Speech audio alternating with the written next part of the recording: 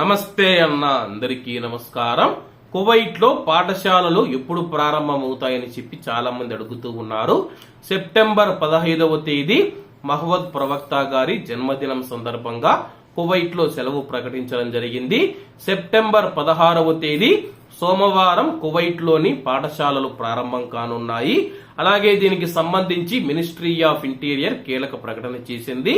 Kuwait లో traffic రద్దీని పర్యవేక్షించడానికి మరియు ఆ యొక్క సమస్యను పరిష్కరించడానికి హెలికాప్టర్ల మద్దతుతో కువైట్ లో విద్యా సంవత్సరం ప్రారంభంలో ట్రాఫిక్ కదలికలను పర్యవేక్షించడానికి ట్రాఫిక్ విభాగం 150 ట్రాఫిక్ పెట్రోలింగ్ వాహనాలు, 100 రెస్క్యూ పెట్రోలింగ్లు మరియు 26 మోటార్ సైకిళ్లను ఈ యొక్క ట్రాఫిక్ రద్దీ దృష్ట్యా మోహరిస్తూ ఉన్నామని చెప్పి, అలాగే కువైట్ లోని హైవేలు మరియు ప్రధాన కూడళ్లతో సహా అనేక ప్రదేశాలలో మేము గస్తీని నిర్వహిస్తామని చెప్పి అధికారులు తెలిపారు.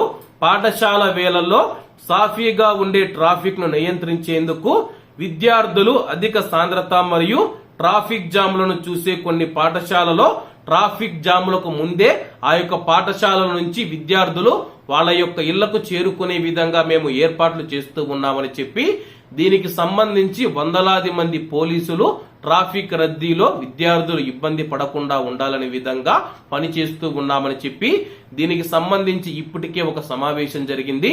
ఆ యొక్క సమావేశంలో ట్రాఫిక్ జామ్ ను ఎలా నియంత్రించాలి, అలాగే ఎటువంటి ఇబ్బందులు లేకుండా, అలాగే పాఠశాల నుంచి విద్యార్థులు ఇంటి నుంచి పాఠశాల ఎలా వెళ్లాలని చెప్పేసి ప్రణాళిక వేయడం జరిగింది.